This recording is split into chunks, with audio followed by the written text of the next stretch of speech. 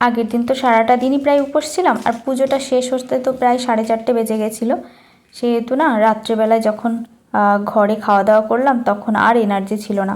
ভাবলাম পরের দিন সকালে উঠে তো আবার বেরোতে হবে, তো তার জন্য হলো সকাল সকাল ওঠা হবে। কিন্তু সকালবেলায় উঠে আমাদের বেরোতে বেরোতে তখন ঘড়িতে বাজে প্রায় 11টা। তখন টিকিট কেটে আমরা ট্রেন ধরি, আর ট্রেনটা এতটাই লেট করেছিল যে 11:30টার ট্রেনটা এসে পৌঁছেছিল 1টার সময়, আর 1টার সময় এসে তারপরে ওটা ছাড়তে ছাড়তে 1:10-15 বেজে যায়। তো আমাদের তো ট্রেনে থেকে এমন মনে হয়েছিল যে আমাদের আজকে বোধহয় আর যাওয়া হবে না। আমাদের সেই অনেক দিনের ইচ্ছা ছিল যে জায়গাটায়। তো আমাদের যেতে 1 ঘন্টা মতো টাইম লেগেছিল। তারপর আমরা চলে এসেছিলাম সেই শান্তিনিকেতন। সেখানে পৌঁছে যখন স্টেশনটার বাইরে এলাম, এতদিন তো এটা ফোনেই দেখা হয়েছে, কখনো সামনাসামনি দেখা হয়নি, তো সেটা না একটা দারুণ একটা অনুভূতি ছিল।